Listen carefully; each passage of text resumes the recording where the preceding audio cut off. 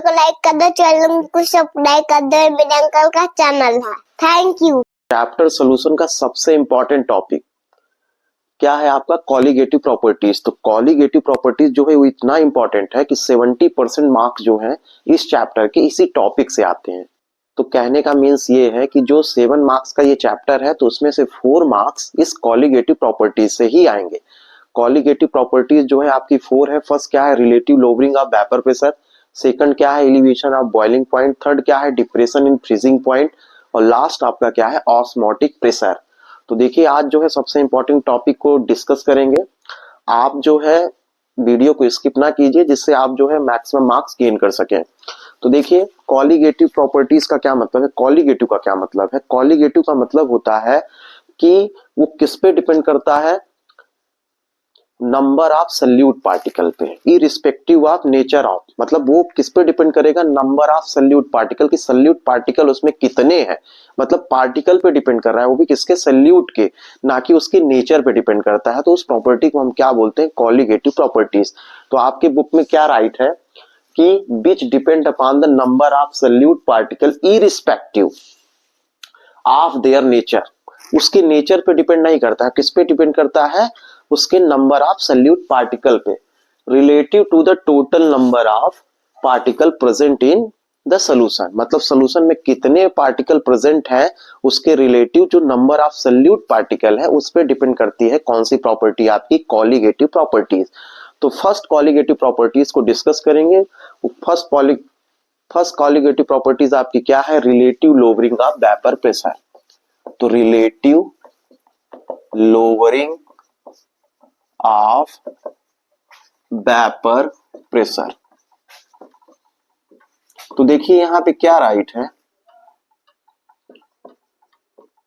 कि relative lowering of vapour pressure.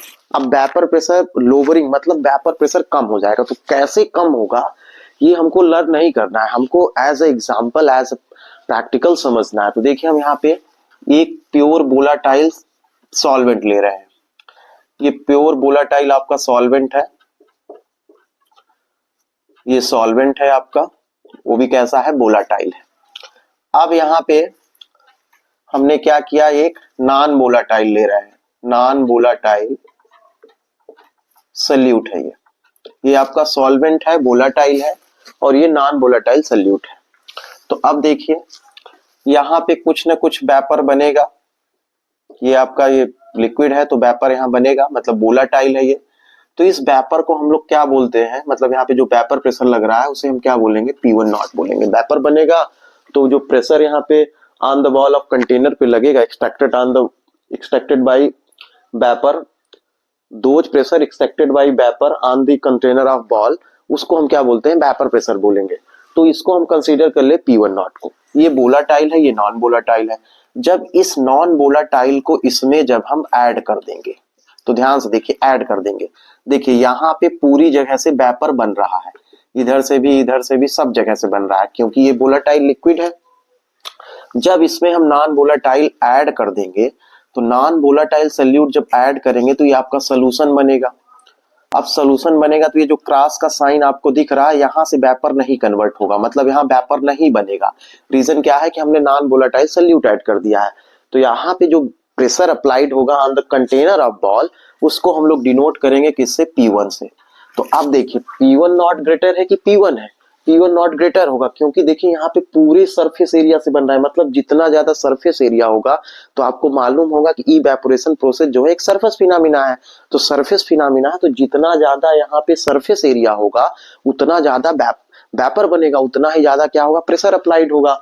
और यहाँ पे देखिए सरफेस एरिया कम हो गई है क्योंकि कुछ पार्टिकल आपको किसके मिल गए हैं? नॉन वोलाटाइल के।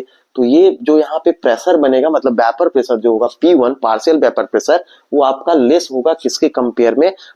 Vapour pressure of pure solvent के कंपेयर में। तो आप ये राइट कर सकते हैं क्या कि P1 not is greater than किससे? P1 से। आपको ये समझ में आ गया होगा कि वोलाटाइल प्योर सॉल्वेंट है तो यहाँ पे वेपर पूरी जगह बनेगा। रीजन क्या है? वेपर बनेगा उतना ही प्रेशर बन जाएगा।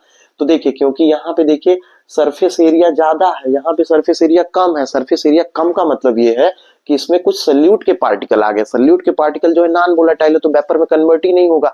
जब वो वेपर में कन्वर्ट नहीं होगा तो प्रेशर कहां से अप्लाइड होगा।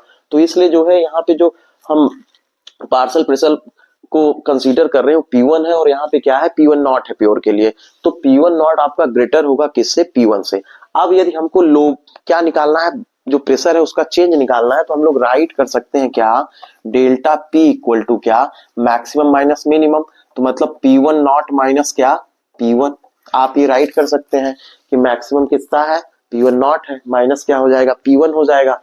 अब आप ये राउट के लॉ से जानते हैं कि P1 डायरेक्टली प्रोपोर्शनल किसके होता है, X1 के।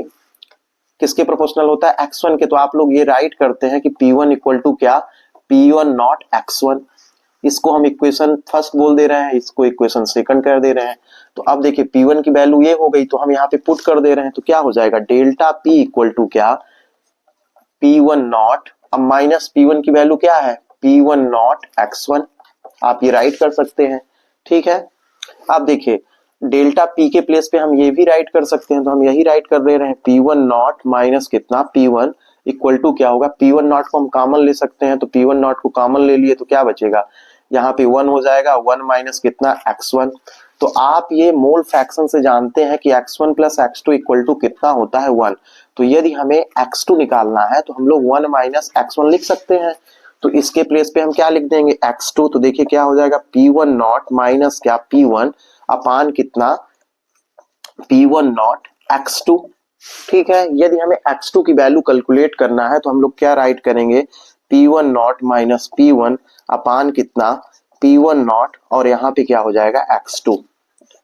तो ये जो आपको right hand side, left hand side यहाँ पे जो दिख रहा है, यही आपका क्या है, रिलेटिव लोअरिंग वेपर प्रेशर है।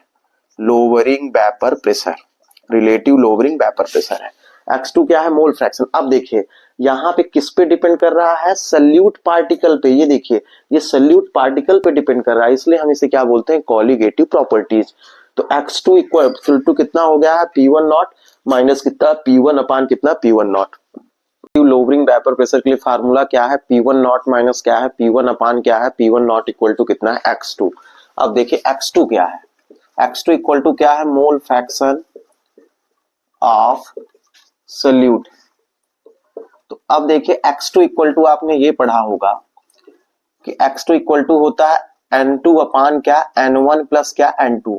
N2 का क्या मतलब है, number of moles of solute upon क्या है, number of moles of solution. तो यहाँ पे देखिए N1 प्लस N2 क्या है, सोल्यूशन के लिए है, number of moles of solution है।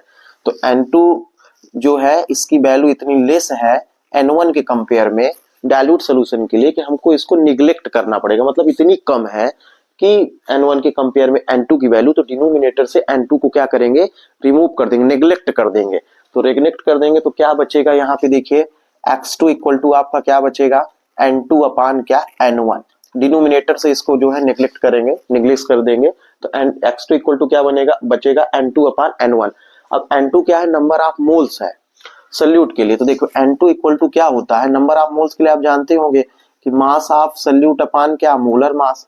तो W2 अपान M2 हो जाएगा, और N1 के लिए क्या हो जाएगा, W1 अपान क्या, M1। तो अब जो है हम इस फार्मूले में राइट कर देंगे। तो देखिए हम लोग क्या राइट करेंगे, तो यहाँ पे क्या हो जाएगा, X2 इक्वल टू कितना, W2 अपान क्या, M2 इंटू क्या, W1 अपान क्या, यहाँ पे डिवाइड में था ये, क्योंकि यहाँ पे देखिए N2 अपान N1 है, तो N2 हो गया ये, अपान N1 है, तो N1 की वैल्यू क्या है, W1 अपान कितना, M1। तो आप इसको जब राइट करेंगे किसमें, इंटू में, तो क्या हो जाएगा, W2 अपान M2 इंटू कितना हो जाएगा आपका, M1 अपान क्या, W1। तो X2 के प्लेस पे हम ये राइट कर सकते हैं। तो फार्मूला आपका क्या बन जाएगा, फार्मूला बन जाएगा P1 नॉट माइनस क्या, P1 अपान कितना, P1 नॉट इक्वल टू कितना हो जाएगा, W2 अपान क्या, M2 इंटू क्या, M1 अपान क्या, W1। तो ये आपका जो है फार्मूला, इस फार्मूला से हम M2 की वैल्यू कैलकुलेट कर सकते हैं, न्यूमेरिकल क्वेश्चन को सॉल्व कर सकते हैं। यदि M2 की वैल्यू कैलकुलेट करना है तो हम कैलकुलेट कर लेंगे, W2 की करना है तो उसकी कर लेंगे, या हमको relative lowering vapour pressure calculate करना है तो उसको भी कर सकते हैं। तो ये फार्मूला, दोनों फार्मूला जो है इंपॉर्टेंट है किसके लिए, न्यूमेरिकल क्वेश्चन के लिए। नेक्स्ट क्वेश्चन 1.9 को सॉल्व करेंगे।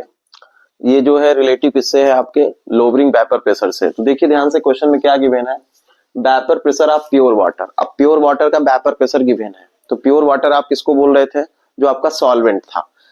तो कितना वेपर प्रेशर है, 23.8 mmHg है। 50 ग्राम ऑफ यूरिया, यूरिया क्या है आपका नॉन वोलेटाइल सॉल्यूट है, is dissolve in 850 gram of water. Water का जो मास है वो कितना है, सॉल्वेंट का मतलब W1 कितना है आपका 850। Calculate the vapour pressure of water. अब आपको क्या कैलकुलेट करना है, vapour pressure of water for this solution, solution के लिए, एंड इट्स रिलेटिव लोवरिंग। और आपको क्या कैलकुलेट करना है, रिलेटिव लोवरिंग। तो ध्यान से देखिए, आप ऐसे समझिए क्वेश्चन को, ये डायग्राम से, ये आपने एक प्योर वाटर लिया, तो वाटर वोलेटाइल होता है, तो इसका कुछ ना कुछ वेपर होगा, जिसको हम लोग किससे डिनोट करते थे, P1 नॉट। तो यहाँ पे गिवन कितना है, 23.8 mmHg है। अब देखिए हमने एक नॉन वोलेटाइल सॉल्यूट लिया, तो नॉन वोलेटाइल सॉल्यूट जो है आपका क्या है, यूरिया है। अब इसका कुछ वेपर तो बनेगा नहीं, ठीक है। अब यूरिया को इसमें हमने डिसॉल्व कर दिया, तो यहाँ पे जो वेपर प्रेशर बन रहा था वो पार्शियल वेपर प्रेशर, तो उसे हम लोग P1 से डिनोट करते। तो देखिए यहाँ पे हमको इसको कैलकुलेट करना है। यहाँ पे देखिए राइट है vapour pressure of water for this solution, तो ये सोल्यूशन है आपका, तो आपको इसको कैलकुलेट करना है, ठीक है। फिर देखिए क्या गिवन है, यहाँ पे गिवन है कि urea is dissolve in 850 gram of water. तो यहाँ पे जो वाटर है मतलब W1, वाटर का मास है वो कितना है, 850 ग्राम है। आप इसको भी राइट कर लेंगे। फिर देखिए आगे क्या है, 50 ग्राम ऑफ यूरिया, तो यूरिया का W2 कितना है, 50 ग्राम। तो ये गिवन है। कैलकुलेट आपको क्या करना है, कैलकुलेट द वेपर प्रेशर, मतलब आपको P1 को कैलकुलेट करना है, साथ में आपको रिलेटिव लोवरिंग वेपर प्रेशर, मतलब आपको क्या निकालना है, P1 नॉट माइनस क्या, P1 अपान क्या, P1 नॉट। इसको भी आपको कैलकुलेट करना है। तो देखिए अब हमको ये दो चीजें कैलकुलेट करना है। अब देखिए और क्या हम कैलकुलेट कर सकते हैं, तो अब हम लोग फार्मूला राइट करेंगे, ठीक है। तो फार्मूला क्या गिवन है, रिलेटिव लोवरिंग प्रेशर का, P1 नॉट माइनस क्या, P1 अपान क्या है, P1 नॉट है, इक्वल टू कितना है, तो W2 अपान क्या, M2 इंटू क्या है, W1 अपान क्या है, यहाँ पे क्या है आपका M1 अपान क्या है, W1 है। ये आपका है रिलेटिव लोवरिंग वेपर प्रेशर का फार्मूला। अब देखिए M1 हम कैलकुलेट करते हैं। M1 किसके लिए था, वाटर के लिए था। तो कैसे कैलकुलेट करेंगे M1, तो मोलर मास वाटर का क्या हो जाएगा, देखिए यहाँ पे हाइड्रोजन का 2 होता है, ऑक्सीजन का 6, हाइड्रोजन का 1 होता है, नंबर ऑफ एटम 2 है तो 2 हो जाएगा, तो मतलब कितना 18 ग्राम पर मोल, ये हो गया। अब आप किसका निकाल लीजिए, W2 गिवन है कितना, 50 ग्राम यूरिया का, तो M2 निकाल लेंगे। तो M2 क्या हो जाएगा, यूरिया का फार्मूला NH2CO NH2 है। तो जब मोलर मास आप इसका कैलकुलेट करेंगे तो कितना हो जाएगा, 60 ग्राम पर क्या मोल हो जाएगा। आप देखिए इसकी वैल्यू पुट कर दे रहे हैं। P1 नॉट गिवन है आपका कितना है, 23.8 mm है। P1 आपको कैलकुलेट करना है, P1 नॉट आपका 23.8 इक्वल टू W2 कितना है, W2 यहाँ पे W2 गिवन है कितना 50, M2 कितना है आपका, M2 आपका गिवन है कितना 60, M1 कितना है, M1 आपका 18 ग्राम है, और W1 कितना है आपका, तो W1 आपका कितना है 850 ग्राम। ठीक है, तो हम इसको सॉल्व करेंगे। यहां से देखिए ये 0 से 0 कैंसिल आउट हो गया, 6 3 जा हो जाएगा। अब इसको हम डिवाइड यहाँ पे करेंगे तो कितना हो जाएगा, 5 से करेंगे तो ये 7, ये 0 आ जाएगा, तो कितना आ गया देखिए 23.8 minus P1 upon 23.8 equal to कितना 3 अपान कितना 170। आपका रिलेटिव लोवरिंग वेपर प्रेशर है, मतलब इसको आप यदि सॉल्व करते हैं तो आपका आ जाएगा 2.0176। जब आप इसको सॉल्व करेंगे तो रिलेटिव लोवरिंग वेपर प्रेशर इतना आ जाएगा mmHg। अब आपको ये P1 निकालना है, तो देखिए P1 हम कैसे कैलकुलेट करेंगे, तो इसी फार्मूले से हम लोग कैलकुलेट कर सकते हैं। डिवाइड में इधर जाएगा तो क्या हो जाएगा, मल्टीप्लाई में 23.8 माइनस P1 इक्वल टू क्या हो जाएगा 3 इंटू क्या 23.8 अपान कितना 170। तो जब हम इसको सॉल्व कर देंगे, सॉल्व करने पे जो आंसर आएगा ना होगा 23.38 mmHg। ये आपका क्या होगा, पार्शियल प्रेशर ऑफ सोल्यूशन होगा 23.38 mmHg। ये आपका क्या होगा, P1 की वैल्यू होगी। तो आप इस टाइप के क्वेश्चन जो है सॉल्व कर सकते हैं और एक्सरसाइज में बहुत सारे क्वेश्चन जो है इस टॉपिक से गिवन है।